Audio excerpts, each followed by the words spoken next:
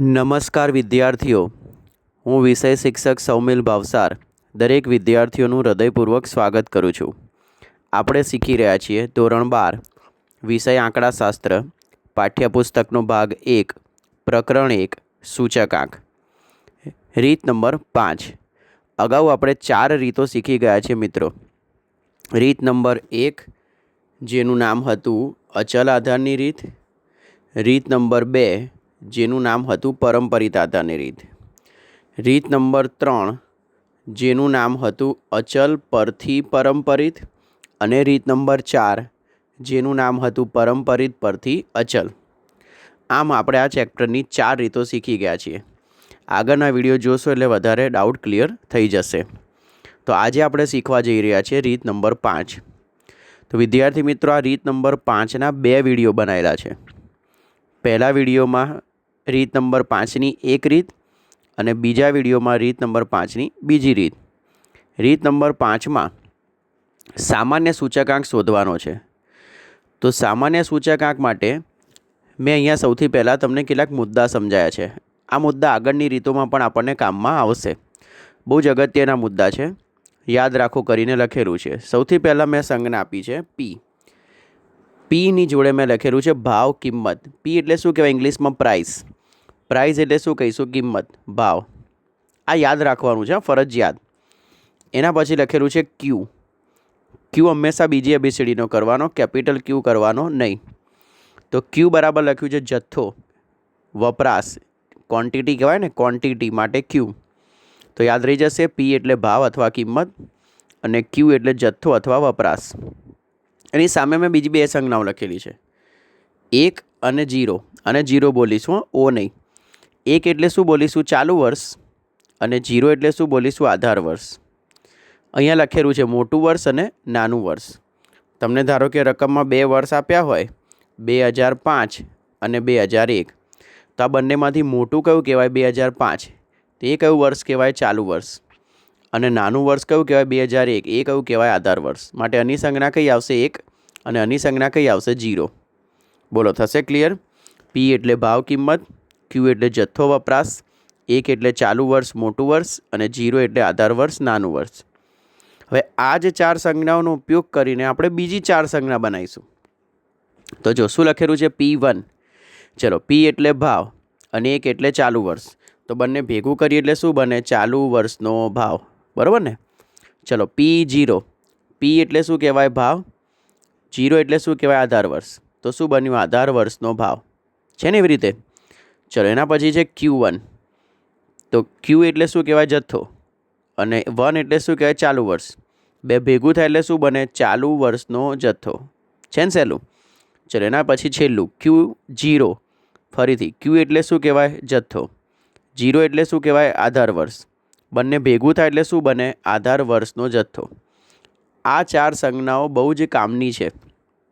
P1 ચાલુ વર્ષનો ભાવ, P0 આધાર વર્ષનો ભાવ, Q1 ચાલુ વર્ષનો જથ્થો અને Q0 આધાર વર્ષનો જથ્થો.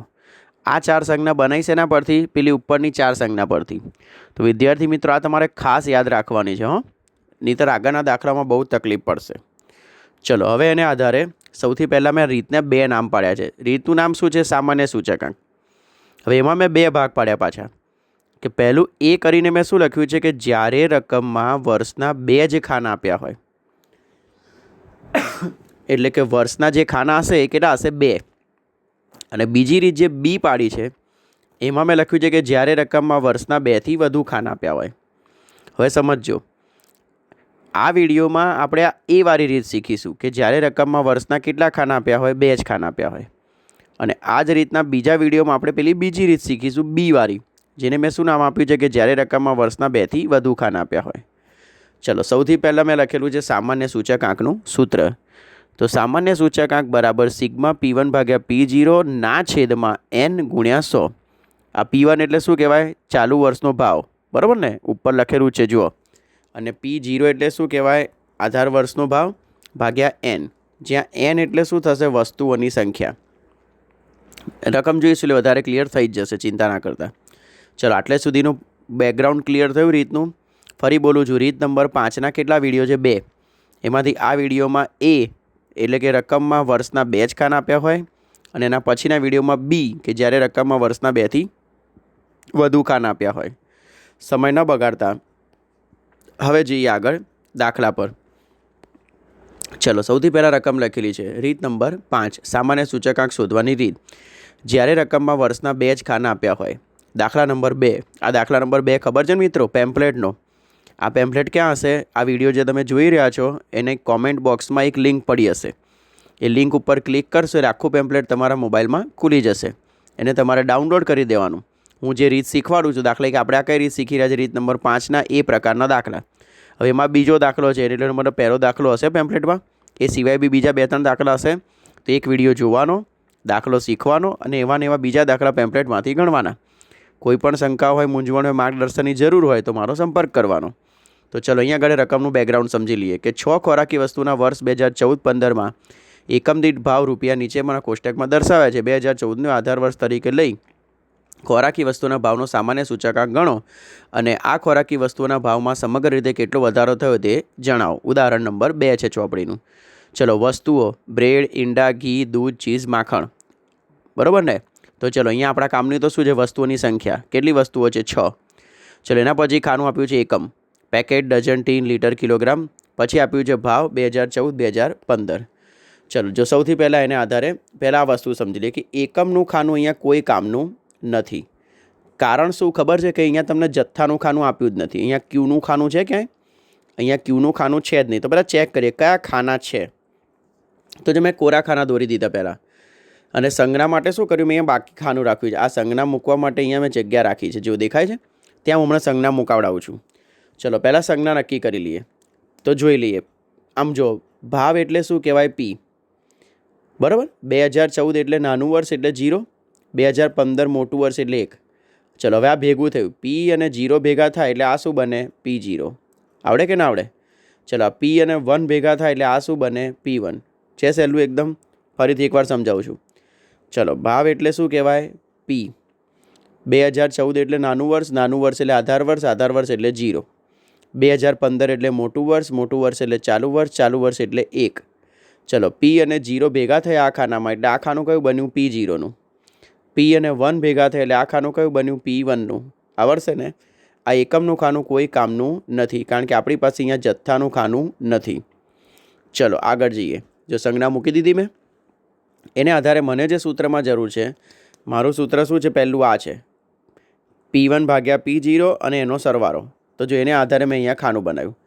તો જો સૌથી પહેલાં ભાવ સાપેક્ષ P1 ભાગ્યા P0. તો જો મેં બધી કિંમતો મૂકી દીધી છે. આ 28, આ જોવાનું, 28 ભાગ્યા 25 છે, 35 ભાગ્યા 30, 380 ભાગ્યા 375, 40 ભાગ્યા 36. જો બાજુમાં મેં બધી એક મૂકેલી છે.